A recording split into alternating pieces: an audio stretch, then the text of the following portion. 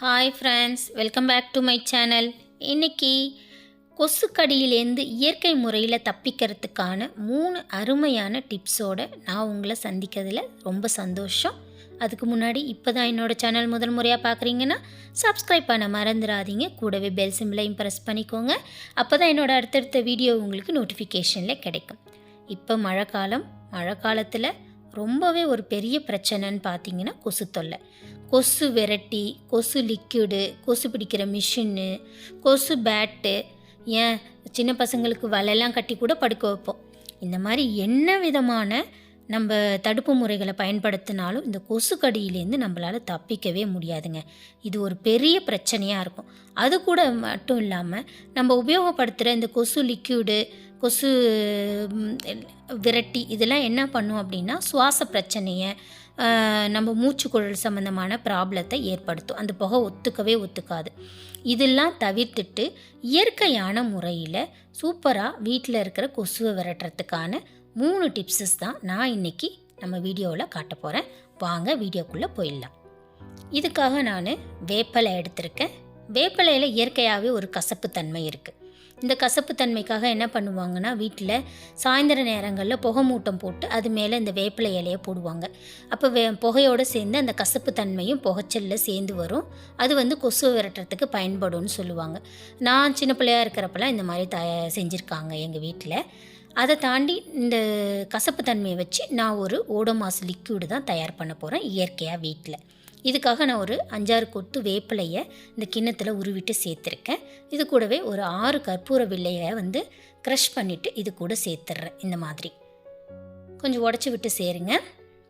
இந்த மாதிரி க்ரஷ் பண்ண கற்பூரமும் இந்த வேப்ப இலையில் இருக்க கசப்புத்தன்மையும் சேர்ந்து ஒரு நல்ல மருந்தாக செயல்படும் கொசுவை விரட்டுறதுக்கு. இது கூட இன்னொரு பொருளையும் சேர்க்க போகிறேன், தேங்காய் எண்ணெய். இந்த தேங்காய் எண்ணெயோட அளவு பார்த்திங்கன்னா ஒரு 50 மில்லி அளவுக்கு சேர்த்துக்கோங்க.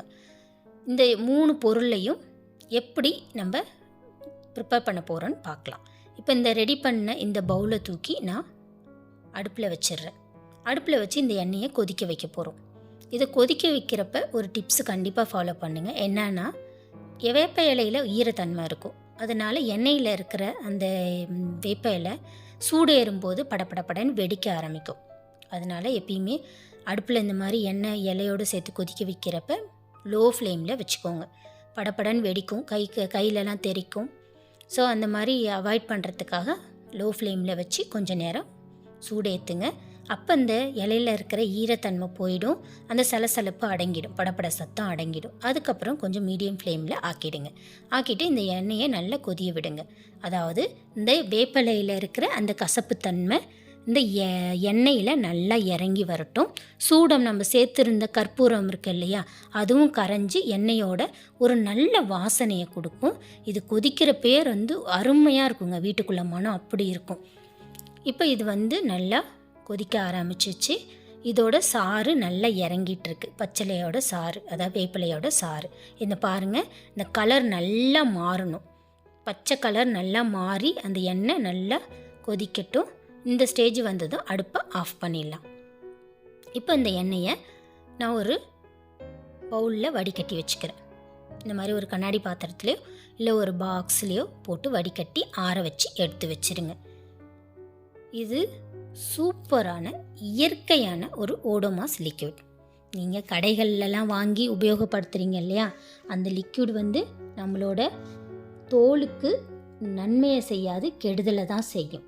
அந்த மாதிரி லிக்விடை உபயோகப்படுத்தாதீங்க. இந்த இயற்கையான ஓடோமாஸ் லிக்விடை உபயோகப்படுத்துங்க. அதாவது சாயந்தர நேரங்களில் குழந்தைங்க வெளியில் விளையாட போவாங்க இல்லையா, அப்போ இந்த லிக்விடை தயார் பண்ண இந்த எண்ணெயை கைகளில் கால்களில் தடவி விடுங்க. எந்த இடத்துலலாம் ட்ரெஸ் இல்லாமல் ஓப்பன் ஏரியாவாக இருக்கோ அந்த இடங்கள்ல எல்லா இடத்துலையும் இந்த எண்ணெயை அப்ளை பண்ணி விடுங்க. இந்த எண்ணெய் நம்மளுடைய ஸ்கின்னுக்கும் ரொம்ப நல்லது. குழந்தைங்களோட தோல் பிரச்சனை எது இருந்தாலும் சரி பண்ணும். கூடவே கொசு கடிக்காமல் இது ப்ரொடெக்ட் பண்ணும்.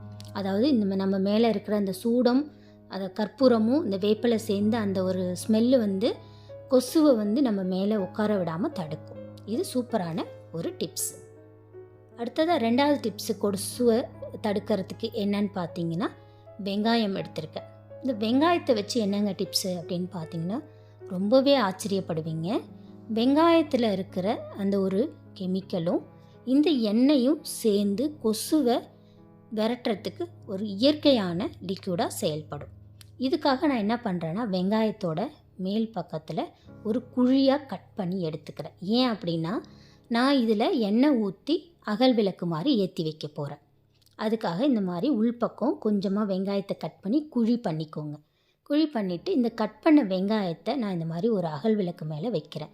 ஏன்னா எண்ணெய் ஸ்பில் ஆகாமல் இருக்கிறதுக்காக வச்சுட்டு இதில் திரிநூல் போட்டுக்கிறேன். நம்ம நார்மலாக விளக்கு திரி இருக்கு இல்லையா, அதை வச்சுட்டு இப்போ நம்ம ரெடி பண்ண அந்த எண்ணெயை விளக்கெண்ணெய் வேப்ப எண்ணெயும் வேப்பலையும் கற்பூரமும் சேர்த்து தேங்காய் எண்ணெயை எரிய விட்டு எடுத்து வச்சுருக்கோம் இல்லையா, இந்த எண்ணெயில் 2 ஸ்பூனு இதில் சேர்த்துக்கிறேன். சேர்த்துட்டு இப்போ இதை ஒரு விளக்கு மாதிரி ஏற்றி வச்சிடலாம். இதை நம்ம எங்கெங்கெல்லாம் வைக்க போகிறோம் அப்படின்னா கொசு அதிகமாக வர்ற இடங்களில், வீடுகளில், ஜன்னலில், கதவு பக்கம், தோட்டத்து கதவு பக்கம், கொல்லைப்புறம், இந்த மாதிரி ஏரியாவில் தான் நிறைய கொசு வீட்டுக்குள்ளே வரும். அந்த மாதிரி இடங்களில் இந்த மாதிரி ஒரு 2-3 விளக்குகளை ரெடி பண்ணி அங்கங்கே வீட்டுக்குள்ளே வச்சுருங்க. இது ஒரு 1 ஹவருக்கு எரியட்டும். அந்த கொசு பீக் டைமில் வீட்டுக்குள்ளே வரும் இல்லையா, அந்த டைமில் இந்த மாதிரி ஏற்றி வச்சுருங்க. அது மாட்டுக்கு எரியட்டும். இந்த ஸ்மெல்லும் வீட்டுக்குள்ளே நல்லாயிருக்கும். அது மட்டும் இல்லை, இந்த வாசனை கொசுவை விரட்டுறதுக்கு ரொம்பவே உபயோகமாக இருக்கும். நீங்கள் இந்த கொசு விரட்டி கொசு லிக்யூடெலாம் உபயோகப்படுத்தி அந்த ஸ்மெல்லு நம்மளுக்கு உடம்புக்கு ஒத்துக்காமல் ஆகிறத விட இந்த வழி இயற்கையான வழி, ரொம்பவே உபயோகமாக இருக்கும். இந்த டிப்ஸ் உங்களுக்கு யூஸ்ஃபுல்லாக இருக்கும் ஃப்ரெண்ட்ஸ், எஃபெக்டிவாகவும் இருக்கும். கண்டிப்பாக ட்ரை பண்ணி பாருங்கள். அடுத்ததாக 3வது டிப்ஸ் என்னன்னு பார்த்தீங்கன்னா அகல் விளக்கில் எண்ணெய் போட்டு ஏற்றுறது. எண்ணெய் சேர்த்துருக்கேன் இதில் அப்படின்னு பார்த்தீங்கன்னா விளக்க எண்ணெயும் வேப்பெண்ணையும், விளக்கெண்ணெய் வேப்பெண்ணெய் ரெண்டுத்தையும் ஈக்குவல் அளவில் சேர்த்துட்டு அகல் விளக்கில் சேர்த்து திரிநூல் போட்டு இந்த மாதிரி நார்மலாக விளக்கேற்றி வைக்கிற மாதிரி கொசு அதிகமாக வர்ற இடங்களில் இந்த விளக்க 1, 2, 3 விளக்கு ஏற்றி வீட்டுக்குள்ளே வச்சுடுங்க. இந்த வாசனைக்கும் கொசு அதிகமாக வீட்டுக்குள்ளே வராது. இதுவும் ரொம்பவே யூஸ்ஃபுல்லாக இருக்கும், இயற்கையான ஒரு வழிமுறையாக இருக்கும். இப்போ நான் மேலே சொன்ன 3 குறிப்புகளுமே கொசுவை வீட்டுக்குள்ளே வராமல் தடுக்கிறதோடு கொசு கடியிலேருந்தும் உங்களை ப்ரொடெக்ட் பண்ணும். இயற்கையான இந்த 3 முறைகளையும் உங்கள் வீட்டில் ட்ரை பண்ணி பார்த்துட்டு எப்படி இருந்துச்சுன்னு சொல்லி மறக்காமல் கமெண்ட் பாக்ஸில் கமெண்ட் பண்ணுங்கள். கூடவே என்னோடய சேனலை லைக் பண்ணி ஷேர் பண்ணி சப்ஸ்கிரைப் பண்ணிக்கோங்க. தேங்க்ஸ் ஃபார் வாட்சிங்.